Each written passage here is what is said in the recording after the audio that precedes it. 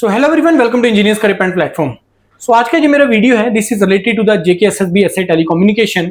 इसमें आपका 105 वैकेंसीज का नोटिफिकेशन आया था, उसके एग्जाम के शेड्यूल से रिलेटेड है। Yes, the exam has been announced.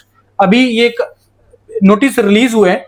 इस नोटिस में एसआई टेलीकॉम से एसआई से रिलेटेड सब इंस्पेक्टर, कांस्टेबल, इस पर्टिकुलर डिपार्टमेंट से रिलेटेड जितना भी रिक्रूटमेंट था, सब इंस्पेक्टर का, कांस्टेबल का, executive constable, armed, IRP, SDRF, sub inspector, telecommunication constable, telecommunication constable, photographer, तो इससे रिलेटेड जितना भी अभी तक रिक्रूटमेंट आया था, तो सभी का exam, date of examination has been announced.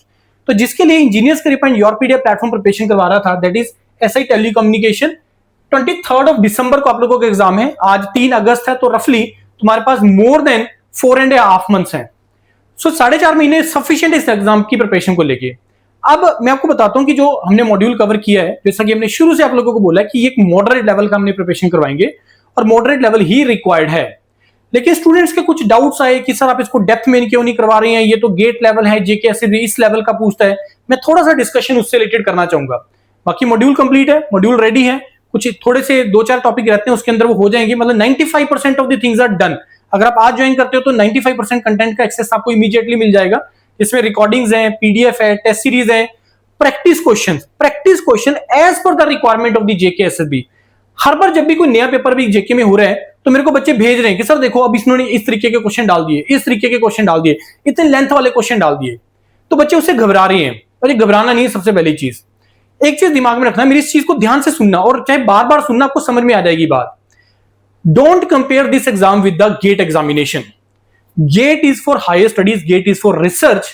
Gate concept के रिलेटेड होता है, और जो जिस एग्जाम की रिक्वायरमेंट है, जिस टाइप का उसने काम लेना है, उसके हिसाब से वो पेपर जो है वो कंडक्ट करते हैं ना। अब इस एग्जाम की जो रिक्वायरमेंट है, एक sub inspector telecommunication technical post के रिलेटेड है, जिसमें आपको जो नंबर ऑफ क्वेश्चंस दिए हैं उतना ही टाइम आप लोगों को दिया है। तो अब इसमें जो क्वेश्चंस आएंगे, आपको रफली 1 मिनट के आसपास का आपको टाइम मिल रहा है इसमें पर क्वेश्चन के पीछे। अब स्टूडेंट यहां पे मेरे को ये बोल रहे हैं कि सर कंट्रोल सिस्टम आपने उस तरीके का नहीं पढ़ाया जैसे गेट में रिक्वायरमेंट होता है। सर कम्युनिकेशन ऐसा नहीं पढ़ाया जैसा गेट में रिक्वायरमेंट होता है। डीबीएमएस सर वैसा नहीं पढ़ाया जैसा गेट में रिक्वायरमेंट होता है। हम तो उसका लेक्चर देख रहे हैं, तो डीबीएमएस तो आपने कुछ भी नहीं करवाया। फ्रेंड्स, उस लेवल का नहीं रिक्वायरमेंट है पढ़ने का। उसके बहुत सारे रीजन है। सबसे पहला, पेपर वैसा नहीं आएगा, गेट टाइप के क्वेश्चन नहीं आएंगे वहां पे। जो आप लोग डर रहे हो ना, जिस टाइप के क्वेश्चन वहां पे पूछ रहे हैं, वो जो क्वेश्चन की लेंथ बढ़ा रहे हैं। एक क्वेश्चन में मल्टीपल कंसेप्ट पूछ रहे हैं, स्टेटमेंट 1, स्टेटमेंट 2। अभी हरियाणा में एक पेपर होके हटा है, इसका स्क्रीन टेस्ट होके हटा है असिस्टेंट इंजीनियर के लिए। वहां पे बड़े लेंथी क्वेश्चन उसने डाल दिए। मतलब क्वांटिटी एप्टीट्यूड के क्वेश्चन इतने लेंथी डाल दिए कि अगर कोई वो एक क्वेश्चन को पकड़ने बैठ जाएगा, तो एक क्वेश्चन में तकरीबन वो 10 मिनट के पहले हो ही नहीं सकता क्वेश्चन। अब ऐसे क्वेश्चन जिसमें आपको क्लियरली दिख गया यार इसमें टाइम लगेगा, उसको छोड़ना होता है। और जितने क्वेश्चन आपको आएंगे, जितने यहां पे क्वेश्चन आपको आएंगे पेपर के अंदर, किसी भी पेपर के अंदर 5 से 10% ऐसे क्वेश्चंस आपको मिलेंगे ही मिलेंगे जो आपकी स्पीड ब्रेकर होंगे, जो आपका टाइम वेस्ट करेंगे। फ्रेंड्स, उनको नहीं देखना है। पहले हमें वो पार्ट करना है जो इजी टू मॉडरेट लेवल का है। एंड बिलीव मी फ्रेंड्स, जो हमने कंटेंट इसमें कवर किया है, जिस तरीके से टीचर्स ने कवर किया है, वो इजी टू मॉडरेट लेवल है। मॉडरेट लेवल, इस लेवल का आप कर पाओगे, क्योंकि अगर आप कम्युनिकेशन को डेप्थ में पढ़ोगा, कंप्यूटर साइंस वाला स्टूडेंट अगर कम्युनिकेशन को डेप्थ में पढ़ेगा, या ट्रिपल ई वाला कम्युनिकेशन को डेप्थ में पढ़ेगा, बिलीव मी फ्रेंड्स, आपसे होगा ही नहीं। क्यों नहीं होगा? ये तो गेट वाले बच्चे नहीं कर पाते हैं। गेट में इलेक्ट्रॉनिक्स में उठा के देखो कि 85 प्लस किसके नंबर आते हैं, आते ही नहीं। 85 प्लस मार्क्स जाते ही नहीं है। 15 नंबर का पार्ट बहुत डिफिकल्ट आता है, जो कि कम्युनिकेशन और ईएमएफटी का ही पार्ट होता है।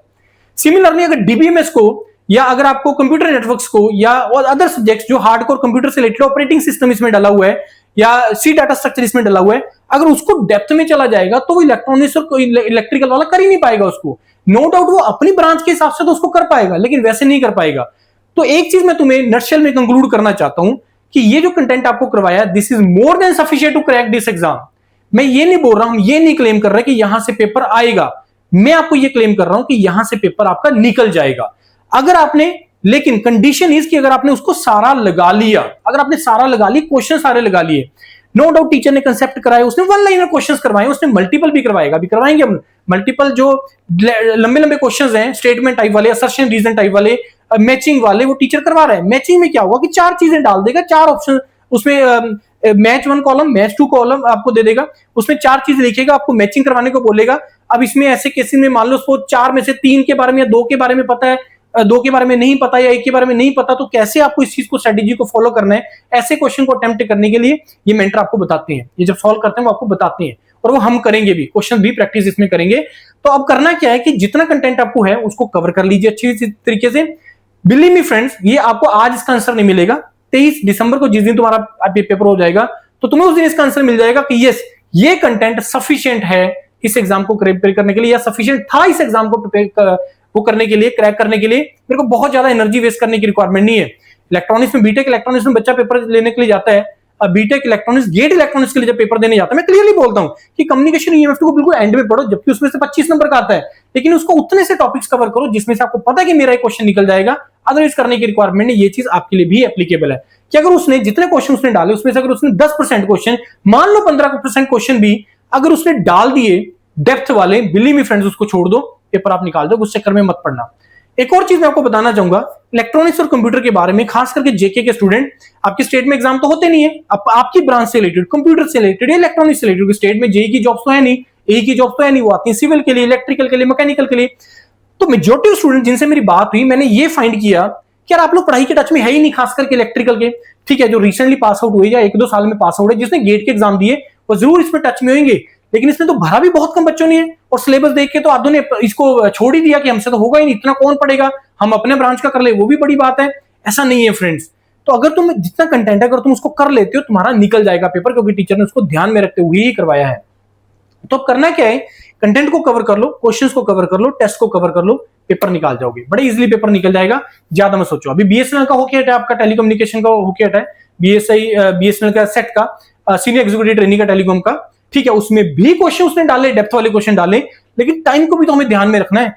जिसने सब्जेक्ट को ढंग से अच्छे से कवर किया, उसका तो बुक भी हमने लॉन्च किया था, इसका भी हमने बुक का प्लान किया था, लेकिन हमने इसको थोड़ा होल्ड पे रखा है बुक को लेके, जिस तरीके का रिस्पॉन्स मेरे को मिला स्टूडेंट्स का, तो अब उसको होल्ड पे किया हमने थोड़ा सा, लेकिन देयर आर चांसेस कि हम उस पर दोबारा से वर्क करें। अगर स्टूडेंट्स हमें बोलेंगे कि सर बुक के लिए हमें रिक्वायरमेंट है, we can plan for that, उसमें उसी तरीके से उसी लंबे लंबे क्वेश्चन उसमें फ्रेम करेंगे जिससे आपको लगेगा। देखो डिफिकल्टी बढ़ानी है, 2 तरीके डिफिकल्टी बढ़ाने की, कि एक तो क्वेश्चन की डेप्थ बढ़ा दो या क्वेश्चन को लेंदी कर दो। एक क्वेश्चन में मल्टीपल चीजें पूछ लो, उससे भी आपकी डेप्थ बढ़ जाती है, उससे भी आपका टाइम हो जाता है।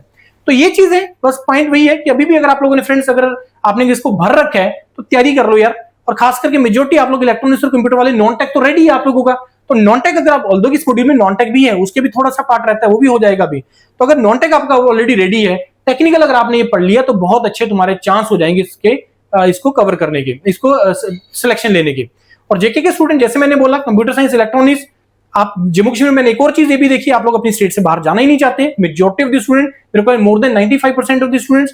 तो अगर तुम्हारे पास ये अपॉर्चुनिटी मिली है अपनी स्टेट में सर्व करने का, जिसमें स्टूडेंट्स होप छोड़ बैठे हैं कि हमसे नहीं होगा, जो भी रीजन से, तो जो कंपटीशन ऑलरेडी कम हो रखा है, तो अगर तुम ढंग से कर लोगे तो तुम लोग इस एग्जाम को क्रैक कर जाओगे। तो यही था बस मेरे को बोलना।